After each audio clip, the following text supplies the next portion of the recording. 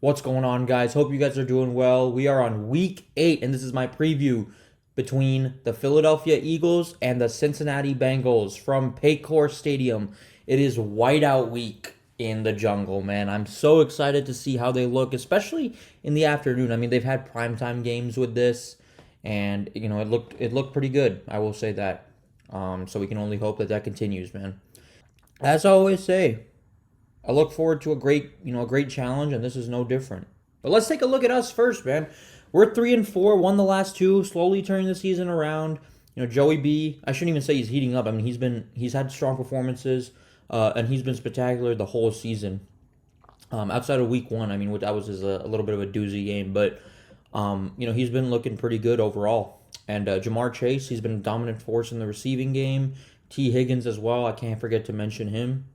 Granted, against the Giants, they were without David Singletary, and the Browns, Nick Chubb was still working his way back. The defense is gaining momentum, man. They're being able to stop down the run, and that's been key for us. I mean, we're getting healthier on that line, and that's important. I mean, B.J. Hill is back, Sheldon Rankins is back, Miles Murphy is coming along well. Sam Hubbard is playing a lot better than he did the first couple weeks, and he had a sack and an interception as well. And underrated stat, obviously, not even a stat I should say, but just a fact. We have home field advantage at Paycor Stadium, so that's going to be key, especially in the whiteout. Hopefully, the crowd is all fired up. 2 straight road wins. I expect them to be fired up, and especially with how the offense is performing. I mean, they've struggled a little bit, but you got to know. Last week it's divisional football, so the teams know each other. The Browns have a stingy defense, not a great defense, but a stingy one. So I was proud of how the offense came out in the second half. Jamar Chase, Tee Higgins, they each had a touchdown in the second half. So that was key for us to get a win in Cleveland and kind of exercise some demons. And the Eagles are trying to exercise some demons as well. We take a look at them. I mean, they're one of the top teams in the NFC. A powerful run game. Saquon Barkley is an absolute beast, and Jalen Hurts, he's a two-way quarterback. AJ Brown being back to full health, that's been key for them. He had a strong game last week in New York. Devontae Smith is no joke either, no slouch himself.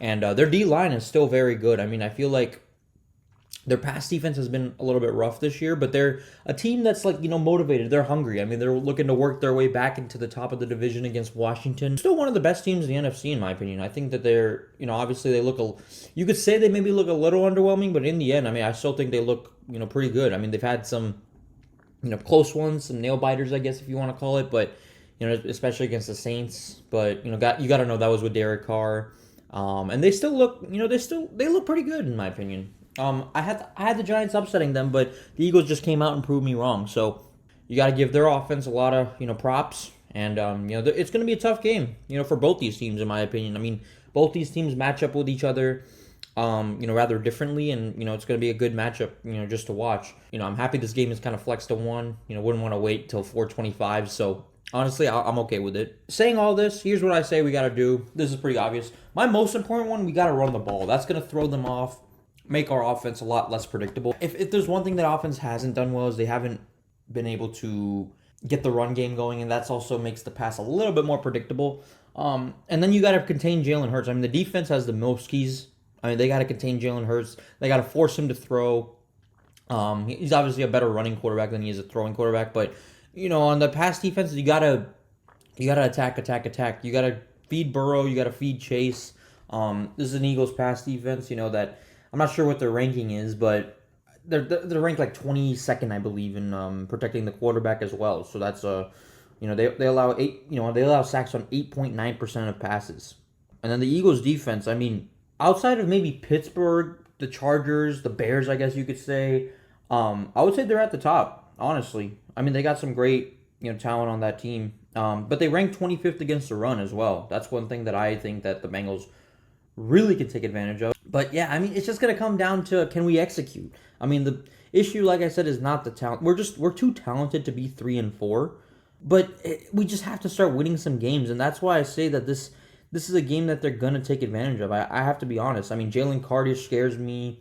Jordan Davis also does. I think C.J. Gardner-Johnson, I'm not sure the type of season he's having, but these are so big-name guys. So I want to believe that we can attack, and I think that we can. But it's just going to come down to executing. And I think that we can do that, and I think that we understand, hopefully, that this is a game that we just have to win. I mean, this is a team that started off 1-4. They usually get off to a slow start this year. I mean, I know fans are sick of it. Personally, I am too.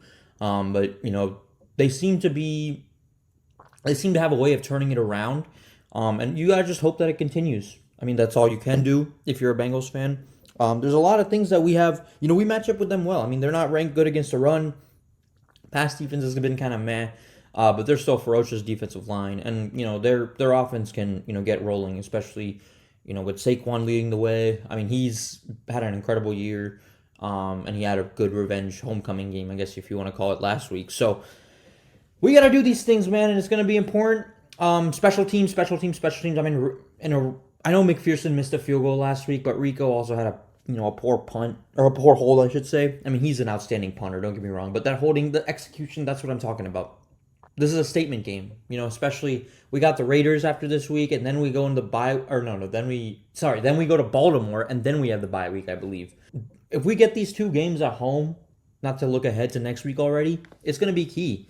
And this is a rematch of obviously two 2020 draft class quarterbacks. So like I said, us getting the win, 2 straight wins would be great heading into Baltimore, and just a win coming home against the Raiders. That's always a good feeling, but it's going to be a good game. I think both these teams, it could be a high-scoring game. Both defenses could finally just stand up and say, nope, we got this one. But I think it's going to be a good game, and I look forward to see what's going to happen. And it is a whiteout, defend the jungle. I'm super excited to see how they look. And Who Day, it's Eagles week. Let's beat the Philadelphia Eagles, and let's get a W, man. You guys have a great one. Let's get to 4-4. Same position as 2022. I just want to say 4-4, same as 2022, and we know the rest is history. What happened there? 10 straight wins before falling in the AFC Championship. I think this team has the confidence, if they're 4-4, to just get off hot. I mean, I think they've been here before, getting big 2022 vibes, man. So can't wait to see how it unfolds. I'm excited for the game Sunday. Hope you guys are too, and you guys enjoy your day and have a great week of football.